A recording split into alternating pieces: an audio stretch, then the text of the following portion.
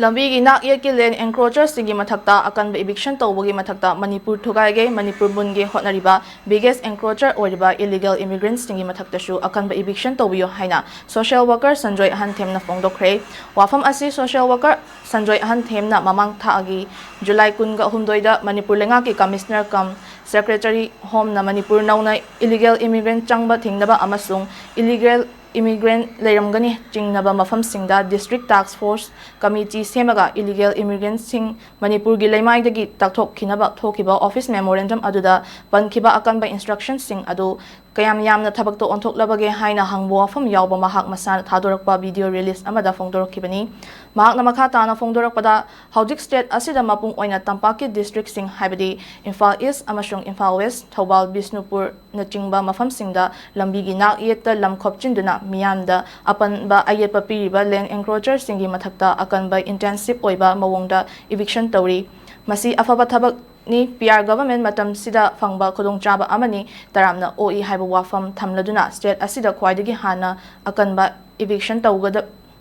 tawgadabadagi Myanmar amadi Bangladesh dagi changsilaktuna hojik ekhoigi miya marakta khundalikta duna leishin khraba amadi Manipur thugainaba separate administration amasung union territory pigadabani haiduna Manipur mun-ge hotnariba madugi damak nungshi haitana micham miyam kyagi yum mai thaduna micham miyam kya apikpa angangsing nupi sing yauna tamthina hatokpa ngamliba illegal immigrants singi mathakta akan ba eviction tawbaduni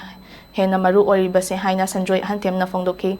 maram asina July 13 da thokiba instructions sing adugi makha tarakpada ngasi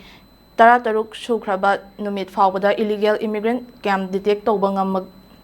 ngamabage makoigi marakta kayabuna magi maramja Myanmar amadi Bangladesh ta hanhan khrabage loinana hanana lamdam asigi khulakta khundasin khraba illegal immigrant camp detention center natraga designated center singda puthokpa ngambage haiba wafam kyasu Sanjoy Enhancement na hanglakli masing lakngamdaba illegal immigrant mayam khandokpa ngamdaba leiringai jaraksida census tongnaba amadi delimitation tongnaba honarakliba asisu khwaidagi laibak thiba tangkak amani illegal immigrants sing khandokpa loidringai da census toba amadi delimitation toba yaroi Manipur dagi athuba atamda illegal immigrants sing khandokna naba lamdam asidagi miyamgi mihut oina chatkraba inner amadi outer gi MP singna amadi Rajya Sabhagi MP ining Laisemba sana jawbana su hojik chathariba parliament ki nongju mifam manung sida marik chumba wafam pukhatpiduna akanba pressure tawbiyo haiduna Manipur gi MP ahumgi akhanaba pukning su chingsilakli hayeng Manipur gi tunggi mirol kayana adungi mingbu sakna sonadana Manipur gi puwari da sanagi mayakna idana leihogani aduna aikoina hojik numit taranga mangataruk ni sura aba nahan tang kulumdoi July kulumdoi da thokiba instruction madugi memorandum adugi matungina aino hoji hangjaningi bo question khara si ngasi numit tara taruni sura aba sida how many illegal immigrants could have been detected till now ngasi bawdan mit tara taruni sura aba sida kayam yam illegal immigrant khandok ngamabano how many of them could have been deported from Manipur to their respective places. Aduga kayam yamba illegal immigrants singuna Manipur dagi magi maramda halan khiba ngamabano or how many illegal immigrants could have been detained at particular designated center or detention center